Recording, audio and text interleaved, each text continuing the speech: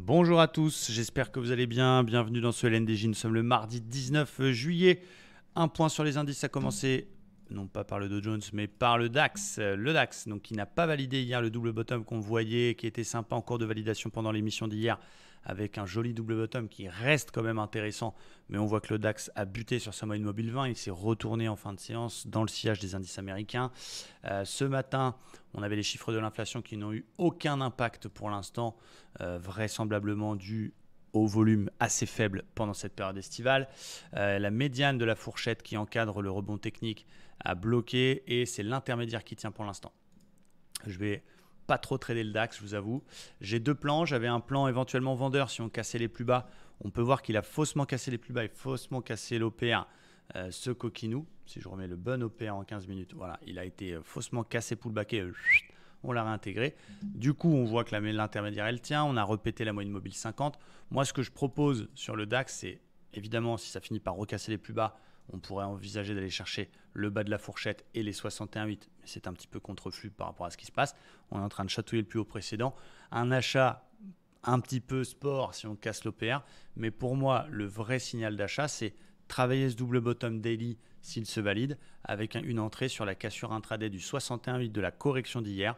Donc achat 12 960, TP 13 050 pour de l'intraday et les plus balèzes laissons courir parce que ça veut dire que le W il fait le job avec un objectif qui peut être très très haut qui est ma zone des 13 400. Si on prend un peu de recul, c'est pas complètement débile, c'est la zone d'après. Donc privilégions au vu de la gueule du graphique 1 heure le fait que la moyenne mobile 50 tient, le fait que l'intermédiaire tient, les achats, même s'il y a beaucoup de fausses cassures d'OPR, eh bien 61,8 cassé, 960, on repasse la ligne de coup, on va chercher 13 050 en TP intraday, on protège et les plus balèzes laissons courir éventuellement jusqu'à un peu plus haut, mais restons humbles. Du côté du Dow Jones, forcé de constater que la séance d'hier, elle était complètement folle. Qu'est-ce qui s'est passé? On a bloqué sur ce qu'on appelle maintenant une résistance oblique, la rouge ici en pointillé, qui fait son troisième point de contact. La moyenne mobile 50 qui a rejeté le marché, qui est le point haut d'hier. Biaisé à l'achat, bien sûr, parce que on cherchait un achat. Nous, on n'a pas vraiment réussi à trouver un point d'entrée, et tant mieux, parce qu'il n'y a pas eu de signaux sur le dos en tout cas. J'ai pris une petite bulle sur le Nasdaq qui n'a pas fait le job, mais en tout cas, entre jeudi le marteau et vendredi la grosse verte, il y avait plutôt un biais acheteur en recherche d'achat. Il s'est passé tout le contraire. En 4 heures, on pourrait assimiler ça, si on fait abstraction de la résistance daily, à un pullback sur la résistance oblique qui a été cassée justement sur la session de vendredi. On tient cette zone pour l'instant. Alors, est-ce que c'est passager parce que c'est ce niveau ou est-ce que c'est vraiment le plus bas? Malheureusement, je n'ai pas de boule de cristal et je ne peux pas vous le dire. Cela dit, je vais surveiller deux choses du côté du Dow Jones. Première chose, c'est de se dire, OK, il a buté sur un niveau résistance délicat important. Il est en train de s'enfermer dans un espèce de petit drapeau. Ça casse ce drapeau par le bas, on casse les plus bas, voire les plus bas d'hier. Signal de vente, on reporte la hauteur du mât, on va chercher les 30 500. Donc j'ai mis deux plans. Un plan dangereux, c'est cassure du drapeau pur. Un plan plus safe, entre guillemets, c'est la cassure des plus bas d'hier. Si ça cassait 950, forte probabilité d'aller chercher 30 500.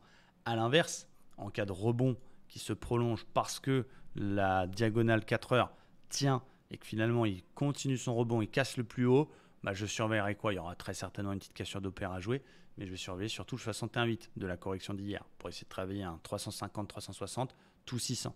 Donc ça va être les deux zones que je vais surveiller en observant les OPR à l'ouverture américaine du côté du Dow Jones. On fait un petit point également sur le Nasdaq qui pareil est bloqué. Tant que les indices américains seront bloqués à l'image du Standard & Poor's dans leur range tout dégueulasse, ce sera ping-pong et ce sera très très difficile.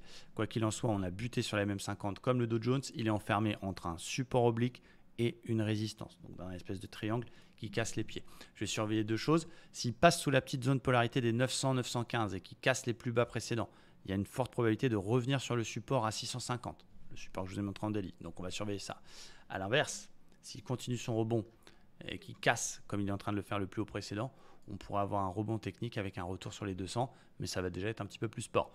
Hâte d'être à l'ouverture américaine, il y a beaucoup de résultats d'entreprises, il y a Johnson & Johnson, il y a Netflix ce soir, donc ça risque de bouger un petit peu. Voilà, la cassure d'OPR, le double top était magnifique, c'était assez difficile de rentrer dedans. On reste serein, on reste prudent et on applique nos plans avec une recherche de signaux 5 étoiles. Voilà, pour l'instant, c'est un peu moins évident, mais il faut l'accepter et il faut rester concentré. Merci à tous et à tout à l'heure pour les membres de l'école Livestream Trader.